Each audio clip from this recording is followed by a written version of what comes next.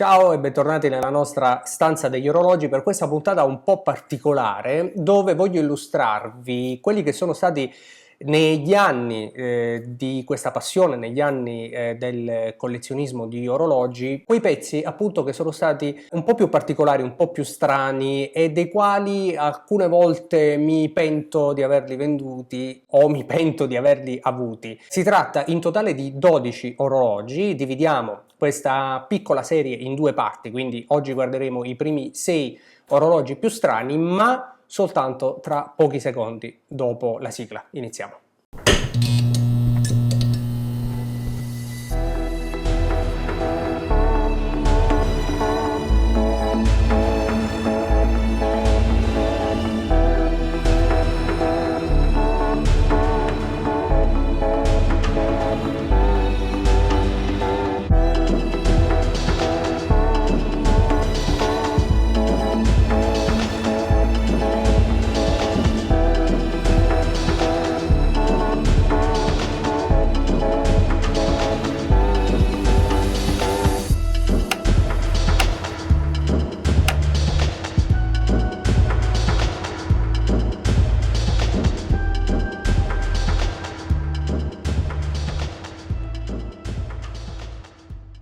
Come vedete ho il computer qui davanti a me perché andremo a vedere quelle che sono le foto che mi sono rimaste di questi orologi.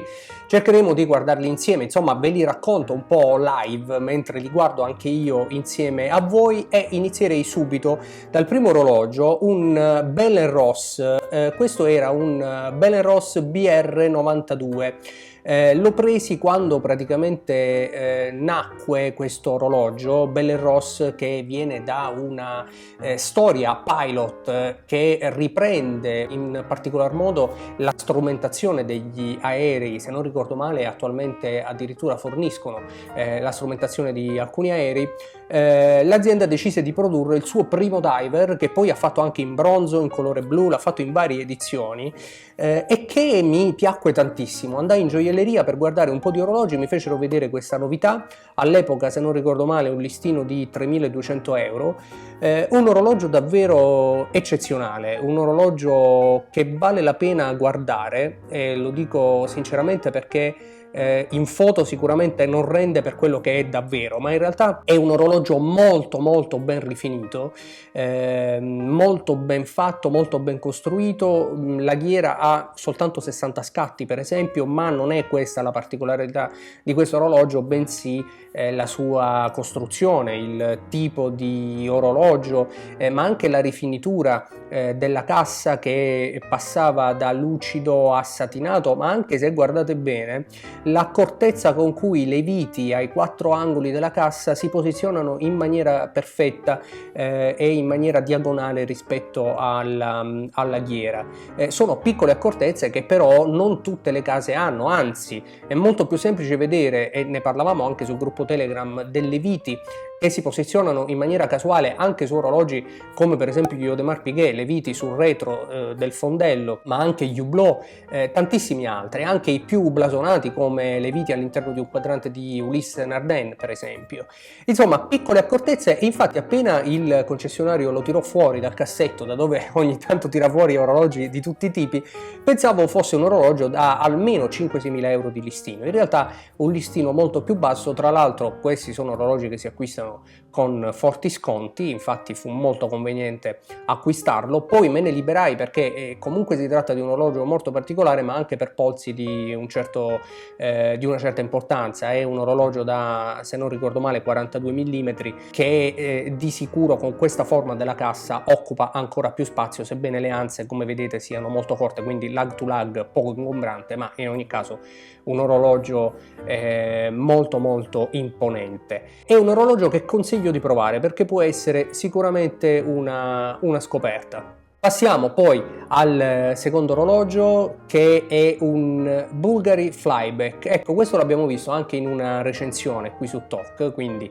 l'avete visto sicuramente. È un orologio molto particolare anche lui, molto sportivo, un orologio che si acquista, se non ricordo male, per circa 3.000 euro attualmente sul mercato dell'usato per un esemplare full set, e ha anche la particolarità di essere un diver, un crono flyback con indicazione GMT delle 24 ore. Questo significa che di sicuro è un orologio completo, ci potete fare tutto quello che desiderate. È anch'esso un orologio molto particolare e vedrete naturalmente che il filo conduttore di alcuni di questi 12 pezzi che sono transitati dalla mia collezione è anche il fatto che fossero così particolari da incuriosire immediatamente appena messi al polso, ma anche stancare abbastanza facilmente. Poi naturalmente si tratta di gusti, però in particolare possiamo sicuramente dire che questo Bulgari Diagono Chrono Flyback GMT fosse qualcosa di davvero particolare, anche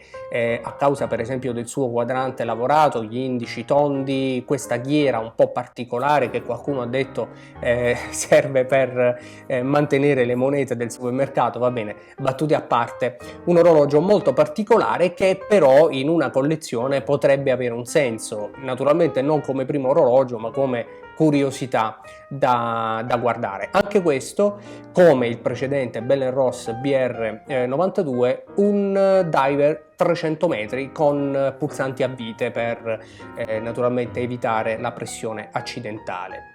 Passiamo poi al terzo. Questo è un orologio magnifico che non ha nulla a che vedere con i precedenti, è un crono ed è un Tag Heuer Carrera che riprende quelli che erano gli stilemi degli anni 60 e 70. Un orologio da 39 mm, se non ricordo male, molto molto bello. Questo lo acquistai da un amico. Tasti a pompa, linee vintage, classica cassa Heuer con le anse a mezza elica, chiamiamole così, un orologio davvero molto bello che vale la pena tenere. Poi purtroppo gli orologi vanno e vengono, si scambia, si vende, si compra qualcosa di nuovo, quindi è chiaro che non tutto si può tenere. Questo è uno di quelli che decisi di sacrificare, sebbene un po' a malincuore, perché è un orologio che è molto ben rifinito, ha grande storia, porta con sé tutta quella passione, quel romanticismo delle corse, ed è un orologio che probabilmente oggi deciderei di tenere, però insomma col senno di poi è sempre tutto più facile. Questo era il Carrera. Poi abbiamo il Chronomat. Il Breitling Chronomat è un orologio di cui abbiamo già parlato nella sua versione moderna, quella da 42 mm, tra l'altro proprio con quadrante panda come questo esemplare che mi era capitato tra le mani, bellissimo, acciaio oro, un orologio eccezionale, molto molto bello. Monta all'interno il ETA 7750, cronografo affidabile che ha sempre animato i Breitling, un orologio forse un po' barocco che forse oggi, come è successo per gli altri, comunque deciderei di non tenere, anche perché questo in particolare aveva alcuni piccoli difetti dovuti all'età naturalmente, che però alla fine mi fecero propendere per cederlo, insomma per scambiarlo.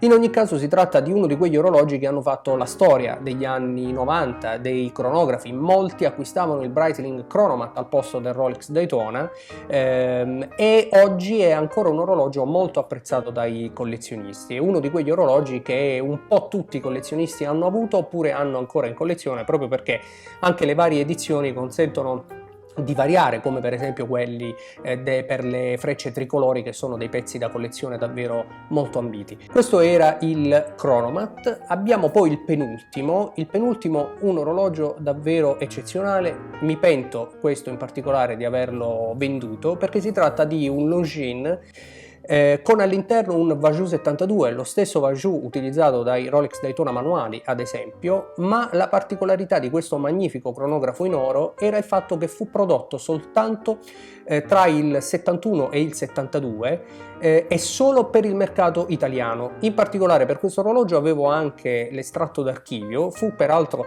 un'occasione perché Lo trovai in una piccola gioielleria che probabilmente non sapeva neppure cosa avesse tra le mani, lo pagai poco più di 1500 euro per un orologio che in realtà già allora, parlo di alcuni anni fa sul mercato, ne valeva almeno 4. Chiaramente un pezzo da intenditori, un pezzo da collezionisti, che poi vendetti a un collezionista per l'appunto, che ancora mi ringrazia per avergli trovato un orologio di questo tipo in queste condizioni originali, e che, come dicevo prima, mi pento di aver venduto. Come si dice sempre, vendi, guadagna e pentiti. È vero, però in alcuni casi, con il senno del poi, sarebbe stato sicuramente molto più opportuno tenerselo in collezione per raccontarne la storia, soprattutto a causa della sua rarità, ma anche a causa della sua bellezza, trattandosi di un cronografo da 38 mm di grandissimo pregio e anche di grandissimo valore storico, oltre al fatto appunto che le condizioni di questo orologio certamente ne facevano poi almeno l'80% della sua bellezza. Peccato, un orologio che valeva la pena tenere, ma capita sempre. Anzi, ditemi nei commenti qual è l'orologio che più vi pentite di aver ceduto negli anni. Detto questo, versata qualche lacrimuccia per questo bellissimo Longines del 1972, passiamo all'ultimo orologio, un orologio un po' particolare che mi è capitato tra le mani per pura occasione e che non ho più, lo Swatch Grand Prix, ormai denominato Pradè, dopo quel post che alcuni anni fa i ragazzi di Italian Watch Spotter su Instagram fecero, notandolo al polso proprio di Pradè della Fiorentina.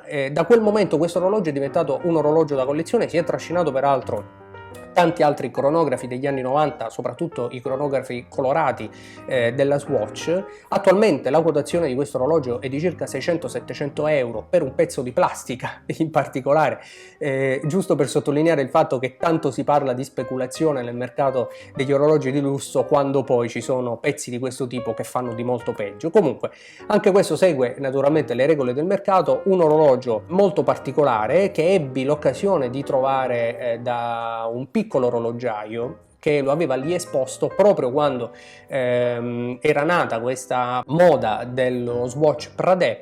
E allora gli chiesi, per pura curiosità, quanto lo vendesse, per capire se anche lui fosse stato coinvolto da questa moda. In realtà non ne sapeva nulla, mi disse che era di un cliente che lo vendeva a 50 euro, quindi non mi lasciai sfuggire l'occasione, lo comprai per quei 50 euro, poi in realtà l'ho venduto dopo poco per circa 200-250 euro.